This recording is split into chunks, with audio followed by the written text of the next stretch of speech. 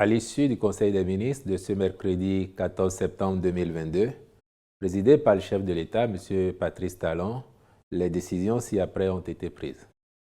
Au titre des mesures normatives, réglementation de l'embauche et de la gestion de la main-d'œuvre docker dans les ports et les plateformes logistiques portuaires en République du Bénin. Les conditions disparates d'embauche et de gestion de cette main-d'œuvre compromettent le respect des règles de sûreté et de sécurité sur les espaces portuaires. Pour y remédier, et conformément aux objectifs poursuivis par le gouvernement dans le domaine portuaire, les entreprises de manutention agréées ont, sur la base de leur cahier des charges, manifesté l'intérêt de procéder à la mise en place d'un bureau d'embauche unique pour les besoins de la cause. Elles sont confortées en cela par des missions d'experts qui recommandent fortement la formalisation d'une centrale unique d'embauche des dockers et tâcherons au port de Cotonou en lien avec la modernisation amorcée des infrastructures portuaires. Une telle démarche participe, par ailleurs, de la possibilité de disposer d'une main-d'œuvre qualifiée et vise à favoriser l'amélioration des conditions de vie des dockers. C'est pour ces raisons que le Conseil a adopté le présent décret dont l'application diligente permettra d'opérationnaliser une réglementation spécifique à ce personnel. Le ministre des Infrastructures et des Transports y veillera particulièrement.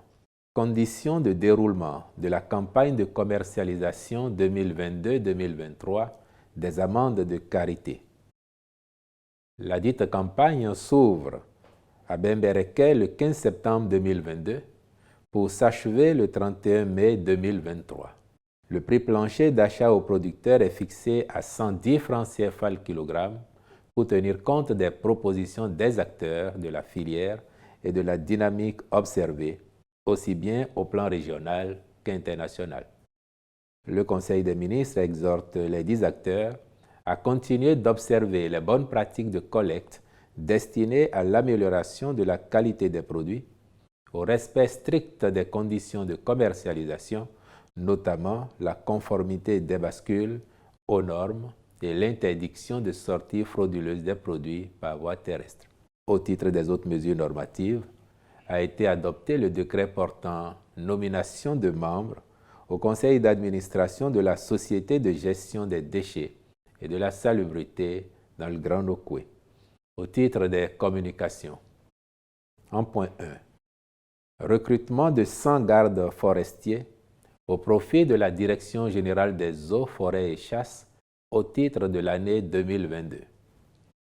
Au regard des missions assignées à cette structure, il importe de renforcer le personnel qui y est déployé. En effet, il est constaté un déficit persistant des gardes forestiers en considération de la pyramide de l'ensemble des effectifs, tous corps confondus.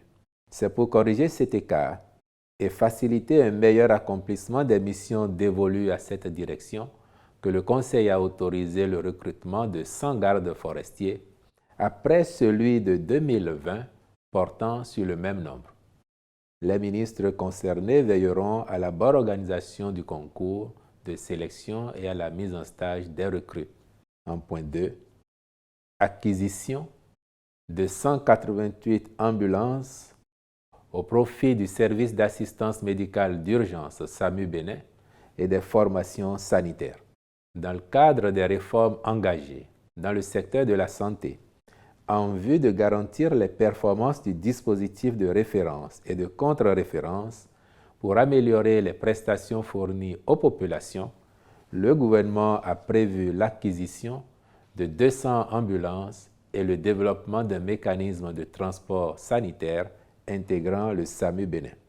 C'est dans cette logique que la présente commande pour l'acquisition de 188 ambulances est autorisée. Les actions à mener à cette fin se feront sous la responsabilité des ministères concernés et dans le respect des procédures en vigueur en la matière.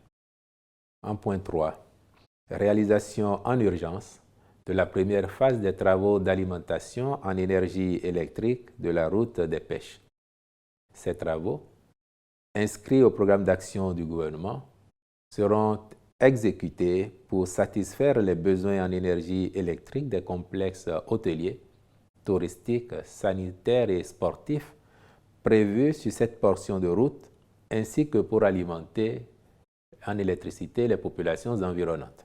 En cette première phase, ils impactent les localités de Fidjrosset et de Togbin et consistent en la construction d'un poste haute tension à Togbin et l'extension de celui construit à Fidjrosset par le programme Millennium Challenge Account Bénin 2. L'installation d'un câble souterrain de 400 mm² entre Fidjrosset et Togbin. La construction des réseaux de distribution pouvant desservir plusieurs édifices et la population des zones concernées par le projet, le tout dans un délai d'1 an. En point 4, reconstitution de la base de compétences des aspirants au métier d'enseignant au primaire et au secondaire général. Lors de sa séance du 3 août 2022, le Conseil des ministres avait autorisé le déploiement de 4 407 nouveaux aspirants au métier d'enseignant au profit des écoles primaires publiques à l'effet de réaliser l'objectif d'un enseignant par classe à la rentrée scolaire 2022-2023. Au regard du nombre de personnes disponibles dans la base de compétences et tenant compte des besoins exprimés par le ministère de l'enseignement secondaire et de la formation technique et professionnelle, il convient de procéder à de nouveaux tests en vue de reconstituer le fichier. Le Conseil y a marqué son accord et les ministres concernés accompliront les diligences nécessaires pour y parvenir dans les plus brefs délais. En point 5, acquisition d'équipements agricoles. Dans le cadre de la mise en œuvre du plan triennal 2022-2024 de la Société nationale de mécanisation agricole SONAMA. Cette société est chargée de conduire, pour le compte du gouvernement, le programme national de mécanisation agricole et la petite irrigation. Elle a, dans un premier temps, acquis 450 kits tracteurs et 150 kits motoculteurs dont la mise à disposition au profit des agriculteurs a été fortement appréciée.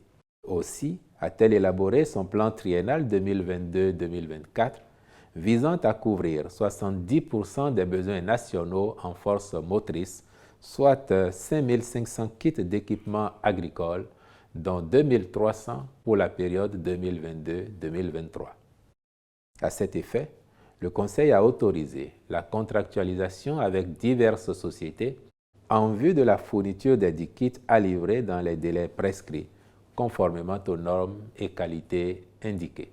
Au titre des rencontres et manifestations internationales, le Conseil a autorisé la participation du Bénin à la 21e conférence des plénipotentiaires de l'Union internationale des télécommunications à Bucarest, en Roumanie, du 26 septembre au 14 octobre 2022.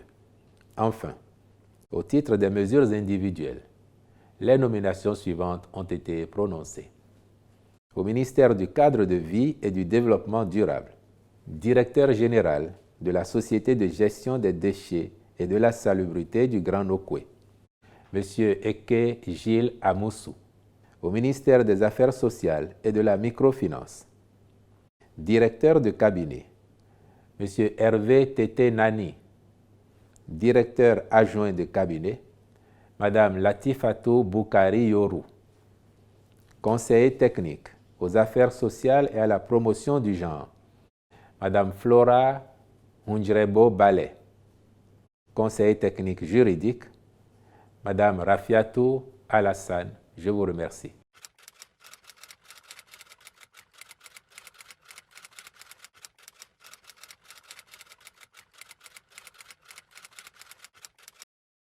Il y a eu une action qui s'apparente à celle de délinquants armés qui, à l'aide d'une moto, ont essayé de s'en prendre à un poste de douane, où vous savez qu'il n'y a pas de protection particulière, comme s'il s'agissait d'un poste de commissariat ou d'une unité de l'armée. Les douanes sont préposées à la collecte des ressources, des taxes au cordon douanier, pour favoriser une meilleure mobilisation des ressources financières pour la mise en œuvre du programme d'action du gouvernement pour les actions de développement en un mot. Et chacun sait que les acteurs de la douane sont de plus en plus performants. Cela est-il en lien avec la situation que vous évoquez? Rien n'est moins sûr. Et dans tous les cas, à l'heure où nous parlons, considérez que oui, il y a eu un incident, mais aucune précision, aucune certitude sur la nature qui permettrait de la qualifier de terroriste. Et puis, vous voulez savoir ce que ferait le gouvernement. Même si l'événement n'est pas en lien avec le phénomène terroriste ou djihadiste, vous le savez déjà que depuis quelques années maintenant, le gouvernement du Bénin est à l'offensive sur les questions de sécurité et de protection de notre territoire.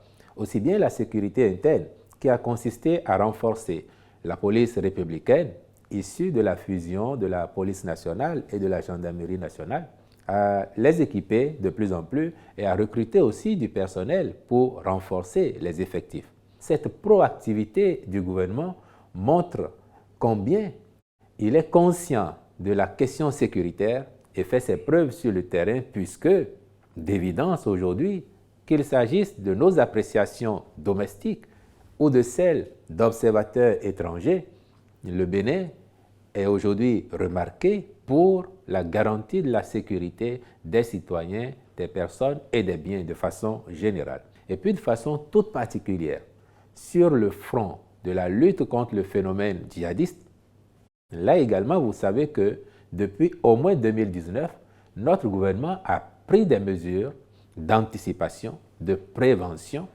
pour faire en sorte que ce phénomène ne s'étende pas jusqu'à nous. Mais on est réaliste pour observer que, à l'instar du Bénin, d'autres pays côtiers font l'objet de tentatives d'incursion de la part des acteurs de ce phénomène.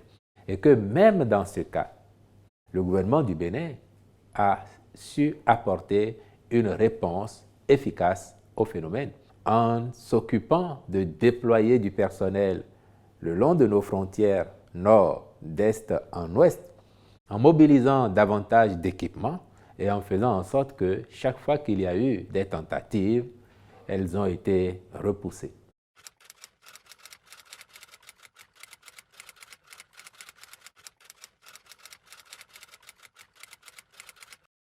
Dans le cadre de sa lutte contre ce phénomène, pour garantir la sécurité et l'intégrité du territoire, le gouvernement du Bénin n'a fait l'économie et ne fait l'économie d'aucune mesure. Qu'il s'agisse de renforcer les effectifs, qu'il s'agisse de renforcer la logistique ou qu'il s'agisse encore d'aller s'inspirer de ce qui se fait de bien ailleurs. C'est dans ce cadre que nous avons discuté avec la République du Niger, la République du Burkina Faso, mais aussi avec le Rwanda. Et comme avec le Niger et le Burkina Faso, nous aurons un accord militaire avec le Rwanda. Ce qui n'est pas prévu dans cet accord, c'est ce que justement les réseaux ont relayé à la suite d'une publication internationale. Il n'est pas prévu de déploiement au sol de militaires rwandais dans le nord de notre pays, comme cela a pu être propagé. Non. Mais il y a en vue un accord entre les deux pays pour l'assistance technique, l'expertise que ce pays a et qu'il pourra mettre à notre disposition.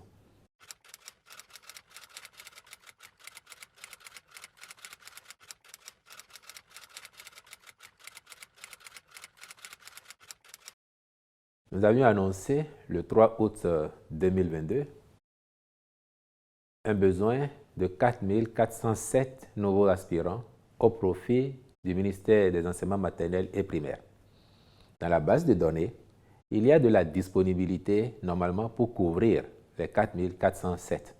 Mais vous savez que quand bien même il y a de la disponibilité, on demande aux gens de confirmer. Parce qu'en temps, il y en a qui, n'ayant pas été déployés dans les écoles primaires publiques, on peut trouver mieux ailleurs, dans des écoles privées ou se sont lancés dans d'autres activités. Donc, par précaution, au lieu de les déployer systématiquement parce qu'ils figurent dans la base, on demande de confirmer leur disponibilité. Cette opération ayant été faite, le nombre de candidats ayant marqué leur disponibilité ne couvre pas les 4 407 postes à pourvoir. Et entre-temps, les besoins du ministère de l'enseignement secondaire se sont également affirmés. Et le gouvernement a voulu en une fois régler la situation. Déjà, pouvoir combler le déficit entre le nombre voulu et le nombre de candidats disponibles et maintenant les besoins exprimés par le secondaire. Donc, il y a eu de l'anticipation avant, vous le constatez, mais il fallait également tenir compte de la disponibilité des personnes présentes dans la base à servir.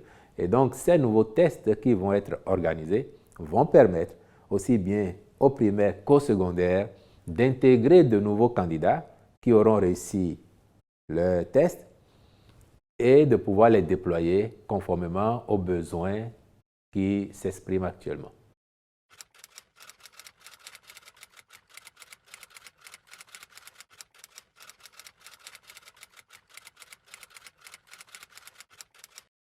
Je peux vous rassurer que le nombre de personnes qui composent cette autorité ne saurait être un obstacle à l'accomplissement de ces missions.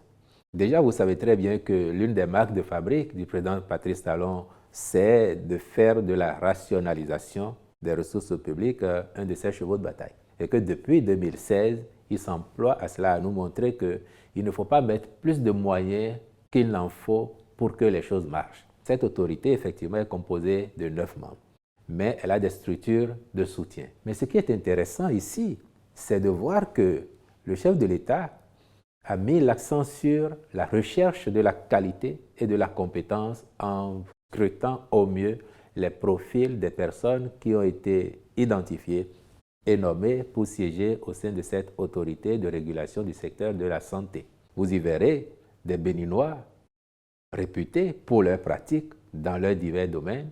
Vous y verrez des Béninois qui n'ont jamais exercé ici, mais qui sont du secteur et font leurs preuves ailleurs. Mais vous y notez aussi et surtout la présence de 2 personnalités étrangères. Parce que la recherche de la compétence amène le chef de l'État à voir partout où cela est disponible et à les solliciter en tant que de besoin pour apporter également leur expertise. Et cela, à la fin, montre un casting qui allie aussi bien les plus anciens que les plus jeunes, mais aussi des compétences d'ici et d'ailleurs, le tout pour favoriser au profit de nos populations l'avènement durable de soins de santé de bonne qualité. C'est-à-dire que dans la perspective du chef de l'État et de son gouvernement, d'ici les prochaines années, il faut que nos concitoyens, chaque fois qu'ils vont dans un centre de santé au Bénin ou dans une structure du secteur, qu'ils soient bien traités, qu'ils reçoivent les meilleurs soins possibles, que le ministère de la Santé lui-même fonctionne de façon optimale et que, enfin, chez nous, adviennent les normes et standards qui font que nous admirons, nous apprécions ce qu'il se fait ailleurs et nous nous demandons pourquoi en Afrique au sud du Sahara, nous ne sommes pas capables de ça ou nous n'étions pas capables de ça. Notre pays a commencé à faire la preuve depuis quelque temps de sa capacité à faire comme les autres en termes de respect des normes, en termes d'exigence de qualité dans tout ce qu'il fait. Et le secteur de la santé n'échappe pas à cette dynamique, c'est ce qui justifie la mise en place de cette autorité et avec la composition que vous avez indiquée, dont, encore une fois, le nombre de membres ne saurait être un obstacle à l'accomplissement de sa mission.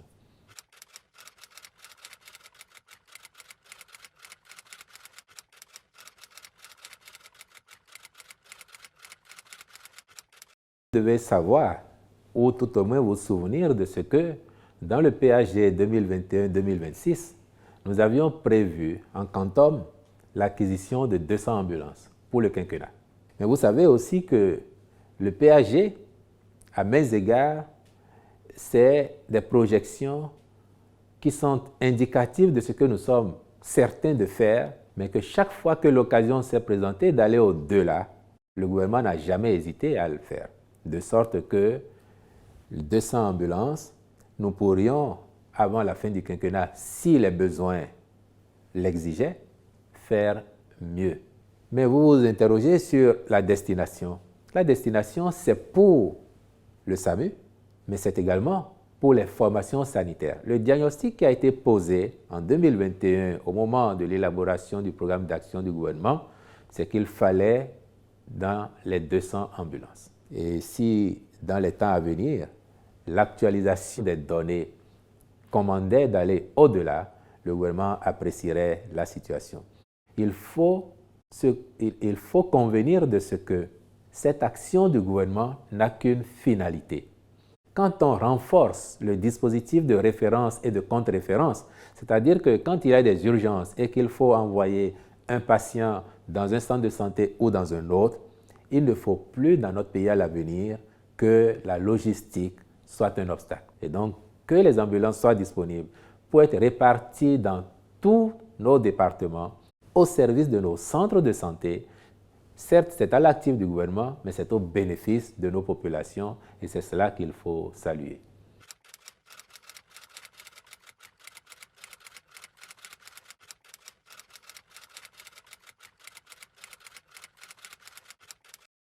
Il y a de part et d'autre de ces centres de santé de la disponibilité technique parfois, mais aussi les spécialités, donc les médecins spécialistes, dont l'utilisation n'est pas toujours optimale parce qu'il y a un frein en pratique à ce que d'un côté ou de l'autre, l'accessibilité soit toujours garantie aux patients.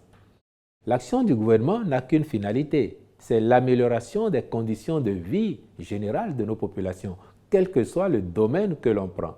Et le domaine de la santé est si essentiel que, à l'instar de l'acquisition de 188 ambulances ou de la construction de l'hôpital de référence ou d'autres infrastructures, le gouvernement pense qu'il est utile de mutualiser les forces de ces deux centres de santé. Mais il faut déjà le dire que depuis quelque temps, l'hôpital d'instruction des armées était déjà passé sous tutelle du ministère de la Santé. Et donc, il n'était plus sous la tutelle du ministère de la Défense. L'action qui consiste en la réorganisation du CNHU par absorption de l'hôpital d'instruction des armées vise donc à mutualiser les moyens, les ressources pour de meilleurs services au profit de nos populations. Donc, cela n'empêche pas que les militaires continuent à bénéficier des avantages qu'ils avaient à la CIA. Cela n'empêche pas que les citoyens civils aillent demain se faire prendre en charge comme cela se doit dans l'un ou l'autre des pôles de ce nouveau CNHU qui intègre l'ancien HIA.